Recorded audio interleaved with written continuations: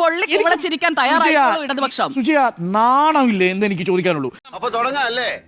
ഇതേപോലൊരു agency, ED എന്ന് പറയുന്ന ഒരു ഏജൻസി, എൻഫോഴ്സ്മെന്റ് ഡയറക്ടറേറ്റ് എന്ന് പറയുന്ന ഒരു ഏജൻസി, ഈ പണം എവിടെ നിന്ന് വന്നു? ഈ പണം എവിടെ നിന്ന് വന്നു? ഇവിടെ നിന്ന് നോക്കൂ.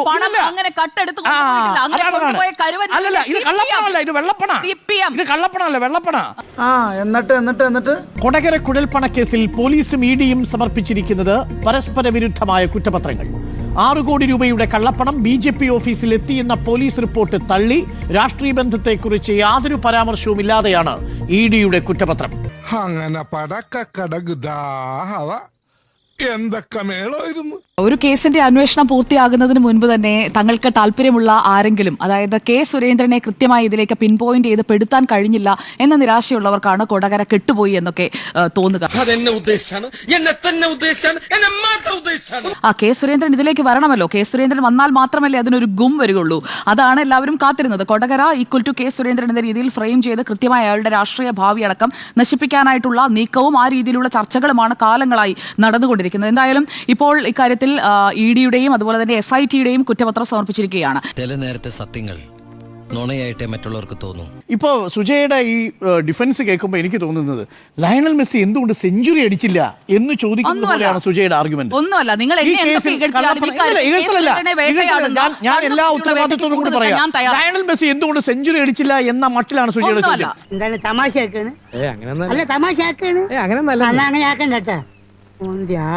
മെസ്സി കളിക്കുന്നത് ഫുട്ബോളും സെഞ്ചുറി ക്രിക്കറ്റിലെയും സാമാന്യ ബോധമാണ്. PMLA ആക്ട് അന്വേഷിക്കുന്നത്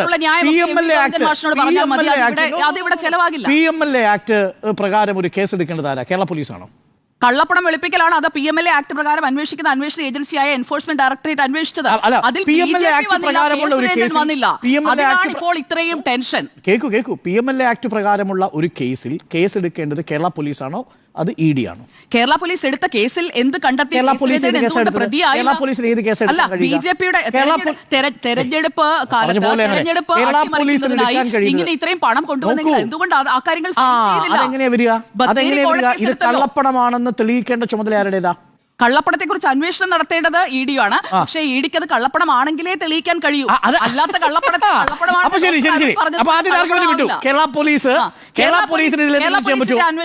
PMLA ആക്ട് പ്രകാരമുള്ള ഒരു കേസിൽ PMLA ആക്ട് 2002 പ്രകാരം ഒരു കേസിൽ ഒരു കള്ളപ്പണ ഇത്രയും തെരഞ്ഞെടുപ്പ് ബത്തേരി മഞ്ചേശ്വരം പോലെയാണ് ഈ കേസ്. ഇതെങ്ങനെ കെ സുരേന്ദ്രനിലേക്ക് മാത്രമായിട്ട് പോവുക? 25 ഇടങ്ങളിൽ കൊടുത്തിട്ടുണ്ട്. 25 ഇടങ്ങളിൽ കൊടുത്തിട്ടുണ്ട്. തുടങ്ങിയിട്ടേ ഉള്ളൂ സുജയ. അതാ നോക്കൂ, എന്റെ വായിക്കാത്ത കയറിയിരുന്ന് വിടുവിച്ചാലേ ശരിയാവും. നേരത്തെ ആദ്യത്തെ എഫ്ഐആറിൽ BJPയുടെ പേരുണ്ടാവും. ഒന്നല്ല, 25 ഇടത്താണ് BJPയുടെ വിവിധ സംസ്ഥാന നേതാക്കൾ, ജില്ലാ ഓഫീസിലെ സെക്രട്ടറിമാര് പണം കൈപ്പറ്റിയത്. ഏത് വണ്ടിയിൽ, എവിടെ വെച്ച്, എത്ര രൂപ കൈപ്പറ്റി. ഞാൻ ഉദാഹരണത്തിന് മാത്രം പറയാം. അതിന് തൃശ്ശൂർ മാത്രമാക്കേണ്ട, നമുക്ക് എല്ലാ സ്ഥലങ്ങളിലെയും നമുക്ക് നോക്കിപ്പോവാം. ഇവിടെ KSRTCയിൽ പണം കൊണ്ടുവന്ന് കൈമാറിയിരിക്കുന്നത് ഇതേ ധനരാജൻ കൈമാറിയിരിക്കുന്നത് ഒരു സോമശേഖരനാണ്. KL11 BJ എന്ന ലോറിയിൽ കൈമാറി അരൂർ ആലപ്പുഴയിൽ കൈമാറിയിരിക്കുന്നത് ഒരു പത്മകുമാരനാണ്. ഇനി ഇതേ ധനരാജന്റെ കൂടെ വർക്ക് ചെയ്യുന്ന ഷംജീർ കൊടുത്തിരിക്കുന്നത് മറ്റൊരു സ്ഥലത്ത് ഗോപാലകൃഷ്ണൻ കർത്തയ്ക്കാണ്, ആലപ്പുഴയിൽ. അയാൾ BJPയുടെ ട്രഷറാണ്. എങ്കിൽ പിന്നെ എന്നെ ഇങ്ങോട്ട് അറസ്റ്റ് ചെയ്തോ സാറേ? എന്തോ എല്ലാം കണ്ടതുപോലെ സാറ് പറയുന്നു. ഇനി ഞാൻ വല്ലതും പറഞ്ഞ ഇങ്ങോട്ട് യേശു അറസ്റ്റ് ചെയ്തോ സാറേ? കേസ് ഓതി വരുമ്പോ ഞാൻ കാര്യം പറഞ്ഞ് പുറത്തു പോകുന്നുള്ള. ഇങ്ങനെ ഓരോന്നോരോന്ന് എണ്ണി വാഹനത്തിന്റെ അടക്കമുള്ള ഡീറ്റെയിൽസ് പറയുന്നുണ്ട് പോലീസ്. ഇതെങ്ങനെ പ്രതികളാക്കാൻ പറ്റും? ഞാൻ ചോദിക്കട്ടെ, തെരഞ്ഞെടുപ്പ് കോഴയ്ക്കാണ് ഈ പണം ഉപയോഗിച്ചത്. IPC ആണ് നിൽക്കുന്നുണ്ട്. കേരള പോലീസല്ലേ അന്വേഷിച്ച് IPC 17E പ്രകാരം കെ സുരേന്ദ്രനെതിരെ കേസ് ചാർജ് ചെയ്തത്. ബത്തേരിയും അതുപോലെ തന്നെ മഞ്ചേശ്വരവും. അതുപോലെ തന്നെ നീ എന്ത് പറഞ്ഞാലും എന്തിനാണ് അമേരിക്ക പോകുന്നത്?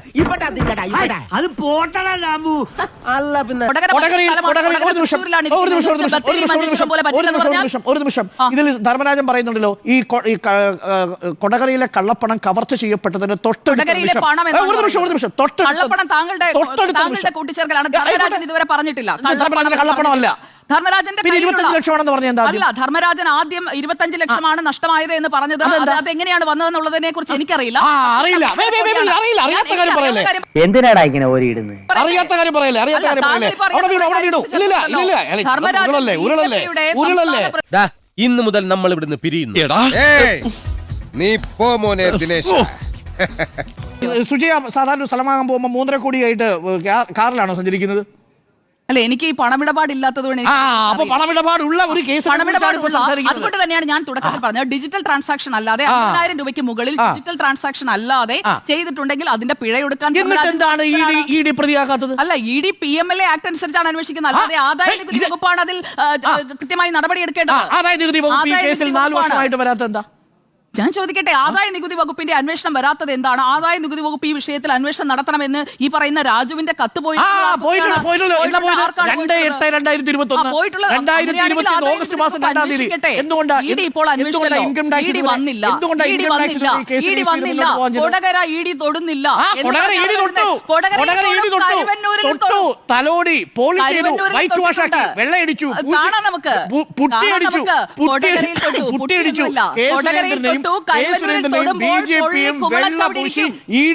കരുവന്നൂരിൽ പൊള്ളി കുളച്ചിരിക്കാൻ തയ്യാറായിട്ടുള്ള ഇടതുപക്ഷം.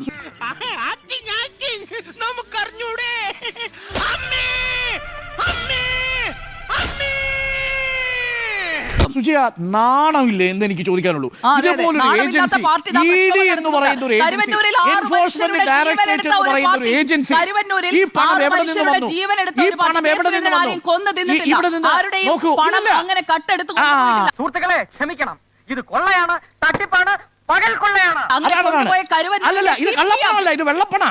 ഇത് കള്ളപ്പണമല്ല, വെള്ളപ്പണ. നിനക്കതൊക്കെ എങ്ങനെയാ സാധിക്കും? സുനിൽ നായിക്കിനെ ചോദ്യം ചെയ്യാത്ത എന്താ? സുനിൽ നായിക്ക് ഇതിൽ കേസിന്റെ പരിധിയിൽ വരാത്ത ആളുകളെയൊക്കെ ചോദ്യം ചെയ്യണം. ഈ പണം എവിടെ നിന്ന് വന്നു, എങ്ങോട്ട് പോയി എന്ന്, എവിടെ നിന്ന് വന്നു, എങ്ങോട്ട് പോയി എന്ന് 41 കോടി 40 ലക്ഷം രൂപയുടെ കാര്യത്തിൽ എന്തുകൊണ്ടാണ് ഈ പറഞ്ഞതുപോലെ ED അന്വേഷണത്തിലേക്ക് പോകാൻ? 41 കോടി 40 ലക്ഷം രൂപയാണ് ഈ ഇത് കൊണ്ടുവന്നത് എന്നുള്ളതിന് കൃത്യമായ തെളിവോടുകൂടി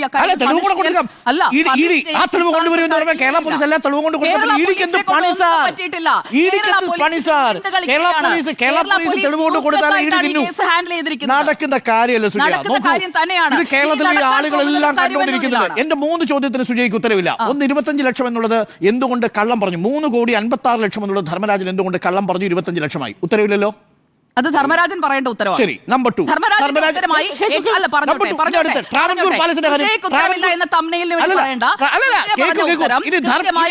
ധർമ്മരാജൻ പ്രോപ്പർട്ടി വാങ്ങാൻ വന്ന ട്രാവൻകൂർ പാലസിൽ താങ്കൾ പറഞ്ഞ PROയുമായിട്ടുള്ള എഗ്രിമെന്റ് ഉണ്ടോ? PROയുമായിട്ടുള്ള എഗ്രിമെന്റ് ഉണ്ടോ എന്ന് ധർമ്മരാജനാണ് ഫർണിഷ് ചെയ്യേണ്ടത്.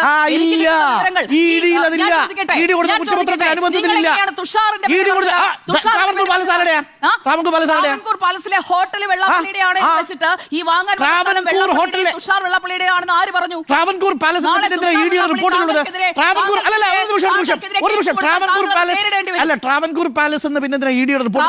പാലസിന്റെ സ്ഥലം എന്നാണ് പറഞ്ഞത്.